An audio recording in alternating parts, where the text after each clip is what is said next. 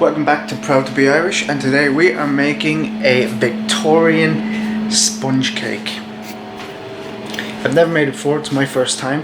It's for a girl's birthday party, and she also wants a chocolate Oreo tart, berries on top of it, and she wants a lemon cake, lemon icing cake. Lemon cake with lemon icing on top. So I'm doing the Victorian one, I'm baking it now. It needs to cool, and then I'm doing the filling tomorrow, and then I'm doing the other cakes, 2 cakes tomorrow when Joe is here. So I'm doing them, and we'll see how they turn out. I mean, I've done the other 2 cakes. I've done the tart one, the Oreo tart, twice, and I've done the lemon one 1,000 times. So right, so what we have here is you're going to need 200 grams of self-raising flour. You're going to need 1 heaped teaspoon of baking powder, 200 grams of softened butter, 200 grams of caster sugar, 4 eggs lightly beaten, and 1 tablespoon of milk.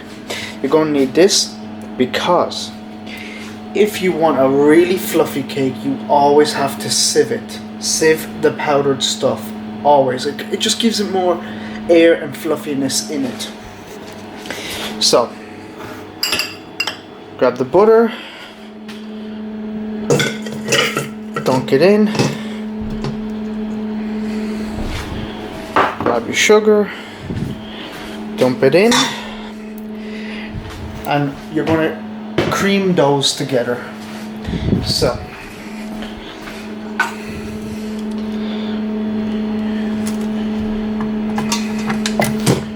in she goes, pop her down, and away she goes.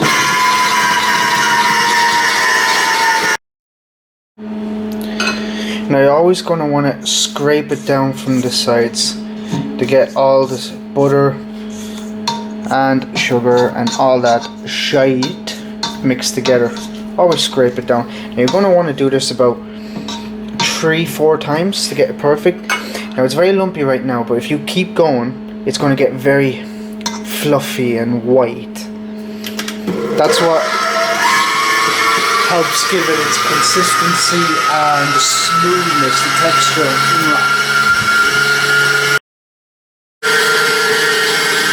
I always put in a little bit of vanilla essence.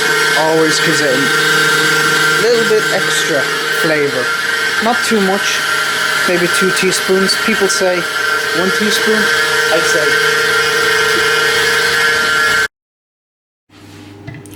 Now what you're going to do is you're going to add your 4 eggs lightly beaten and your tablespoon of milk. Tip it in and set it off. Now you're going to want to scrape that down about twice, and then you add your flour. There's a trick to that. When you add the flour, of course you're going to sieve it in, but you don't mix the eggs and all that stuff for too long. Otherwise it curdles, and if you do the same with the flour, you're going to beat all the air out of it. Just do the eggs long enough to get air in it. Don't do the flour too long, or it knocks all the air back out of it, and that's what stops it from being fluffy. As I says, sieve it in.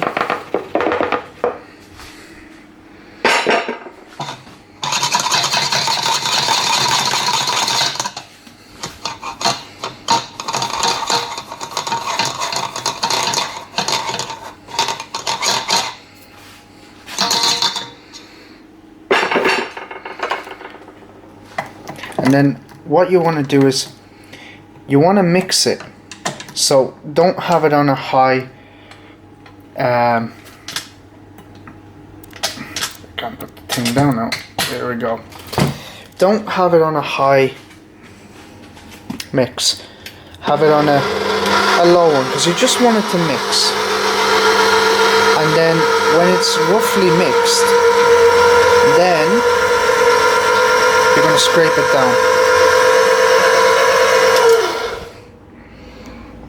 Lift it up and then scrape it down.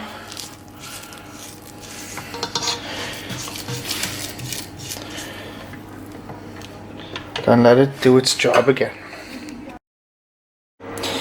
Now what you're going to do is you're going to split your batter, it's not much, into 2 baking trays. The recipe is 20 centimeters, but I don't have that.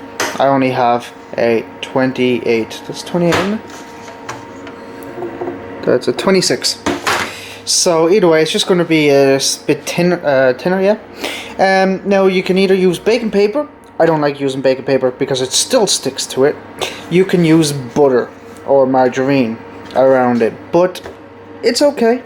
I prefer this. It's a bake spray.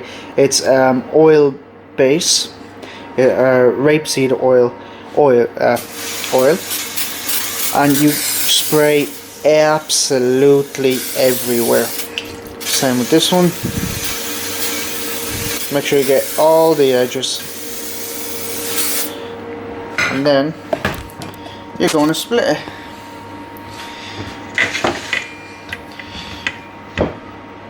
One spoon, 2 spoon, 3 spoon, 4 spoon, 5 spoon, and then exactly the same in the other tin. 1 spoon, 2 spoon, 3 spoon, 4 spoon, and 5 spoon. And there's a small bit left, and then just divide that as well. Doesn't have to be perfect. At the end of the day, nobody's perfect. Kind of smells like Play-Doh. For those of you who don't know what Play-Doh is, I can't explain it. Then just gonna smooth it out. I can't do this with one hand.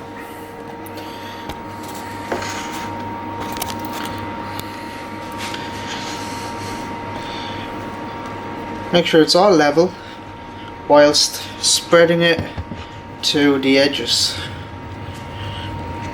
I mean, it will even itself out with heat, but you just want to give it the initial start. If you can. Jesus, it seems harder. You think maybe because it's so little batter.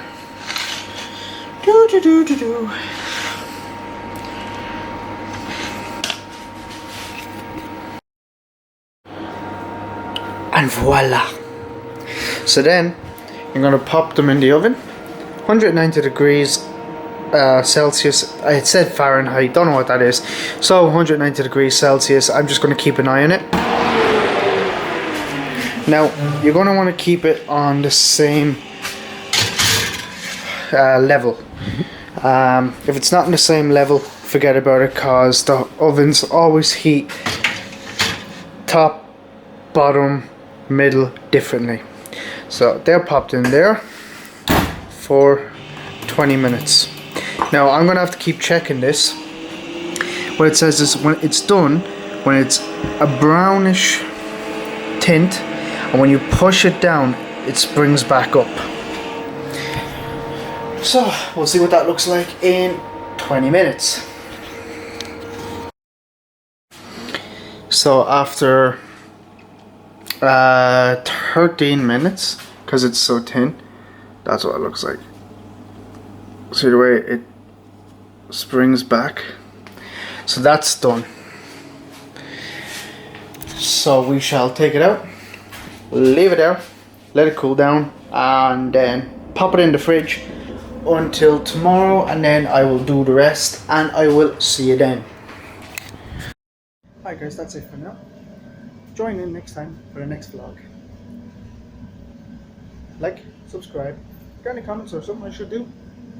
Let me know in the comments down below. So until next time, thanks, assalam.